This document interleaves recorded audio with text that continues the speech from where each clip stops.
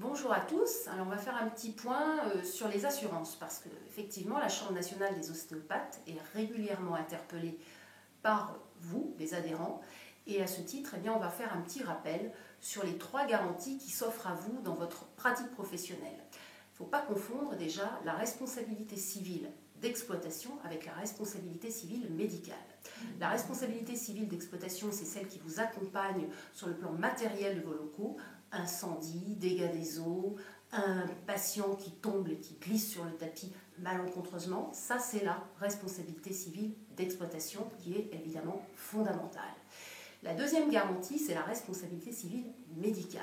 Elle est encore plus cruciale puisqu'elle vous assure, elle vous garantit en termes de responsabilité en cas de faute ou d'erreur lors de vos actes ostéopathiques.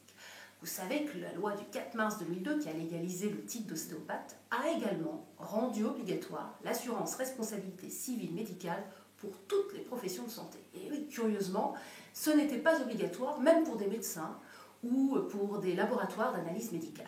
Ça l'est devenu avec cette loi du 4 mars 2002.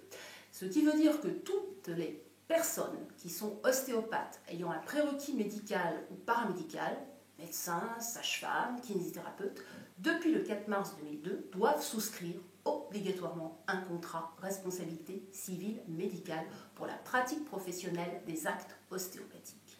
Pour autant, pour les autres, ceux qui n'ont pas de prérequis médical ou paramédical, comme ils ne sont pas considérés en l'état actuel du droit comme une profession de santé, ils sont exonérés, si je puis dire, de cette obligation. Mais enfin, je vais vous dire très franchement, ce n'est pas le conseil que je vous donnerai, parce que si vous n'êtes pas assuré, vous engagez votre responsabilité personnelle, mais également celle de vos ayants droit, celle de vos descendants, et vous transmutez le préjudice pendant des années si financièrement il est d'une hauteur incommensurable. Donc je conseille vivement en tant que juriste de souscrire un contrat responsabilité civile médicale, même pour les professionnels qui ne disposent pas d'un prérequis médical ou paramédical. Mais bientôt la question, figurez-vous, ne va plus se poser pour cette catégorie de praticiens ostéopathes. Pourquoi ?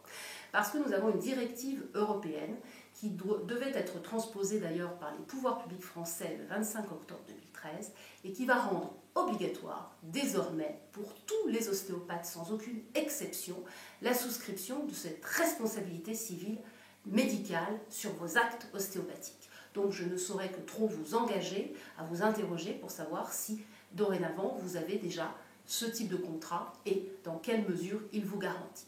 Enfin, la troisième assurance qui peut être utile, qui elle par contre n'est pas obligatoire, c'est la protection juridique. Mais elle est fort utile car elle peut vous accompagner à double titre. D'abord dans l'assistance pour éviter que des litiges ne dérapent vers du contentieux. Elle peut vous accompagner au quotidien pour des problèmes de baux, des contrats de remplacement, de collaboration. Et évidemment, elle va vous apporter un soutien financier lorsqu'un contentieux va se déclarer et que vous allez devoir faire valoir vos droits devant un tribunal, bien entendu, toujours en gardant le libre choix de votre avocat.